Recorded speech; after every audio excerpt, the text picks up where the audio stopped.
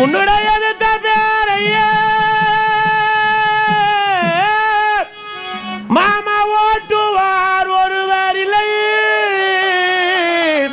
உன்னை நான் அனுப்பிவிட்டீர் ஒண்டியால் தேரில் ஏறிய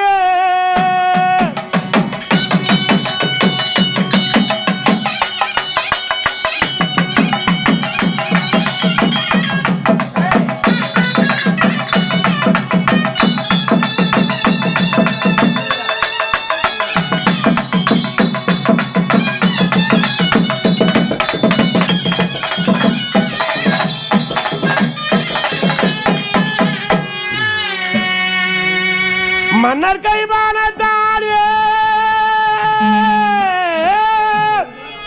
நீங்கள் மரளியில் கைவசப்பட்டீரா. அந்நிலோ தனியில் எனக்கோர் ஆசானோ பார்த்து வைப்பீர் என் மாமா.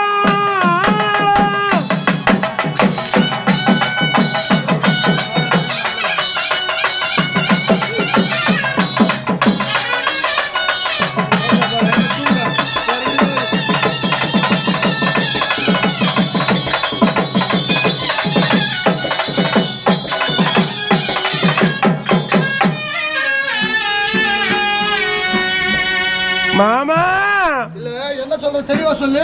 உன்னிடம் எதிர்த்த பேரை ஆமா மாமா ஓட்டுவார் ஒருவர் இல்லை. உன்னை நான் அனுப்பிவிட்டு நான் ஒருவனாய் சேரில் ஏறி.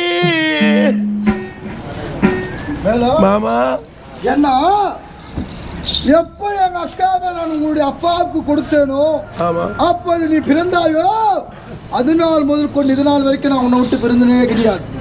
என் மருமகனே மருமகனே மருமகனே வாயால உன்னை மருமகனே அழைத்திருக்கிறேன்.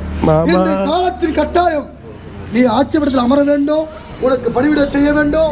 உன் தம்பிமாரெல்லாம் மாண்டிருக்காங்க, குலகுரு பெரியவரெல்லாம் மாண்டிருக்காங்க. யார் யார் தலையை எப்படி இருக்குமோ அப்படித்தான் அமைய மருமகனே. மாமா மன்னர் கைவானத்தாலே நீங்கள் மரளியின் கைவசப்பட்டினால் அந்நிலோ தனியில் எனக்கோர் ஆசானோ பார்த்து வைப்பீர். மாமா நீங்கள் சென்று உங்களுக்கு ஏதாவது ஆகிவிட்டால் உங்கள் அருகாமையிலேயே எங்கு சென்றாலும் உங்கள் அருகாமையிலே எனக்கு ஒரு இடம் ஒன்று எடுத்து வச்சிருக்கோங்க மாமா. இது பார்த்தாயா என் கண்ணே கலங்க செய்துட்டாய மருமகன். எப்படி இருந்தா இதனால் வரைக்கும் நான் உன்னை விட்டு இருந்தது கிடையாது மாமா. ஒருவேளை எந்த போர்க்களத்திலே நீ ஒருவேளை தவறி விட்டது உண்டானா அருகாமல் எனக்கு ஒரு இடம் எடுத்து விடும் மாமா.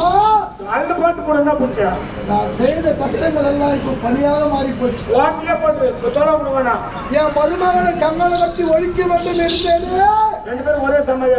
இப்படியாப்பட்ட புண்ணியவானத்தை நான் எப்படி செய்து கைமாறு என்னோடு இருக்கிற நினைக்கிறாங்க மருமகனே தெரியாதா மாமா. நான் வென்று வருகிறேன், எந்த ஒரு சஞ்சலம் வேண்டாம், ஒரே மனதாக மாமா நீங்கள் போய் வாருங்கள் என்று சொல்லு. அந்த எண்ணெல்லாம் உனக்கு வராது, உனக்கு இடமும் இருக்காது, வெற்றி நிச்சயம். மாமா இப்போ இதனால நீங்க செல்ல போறீங்களா?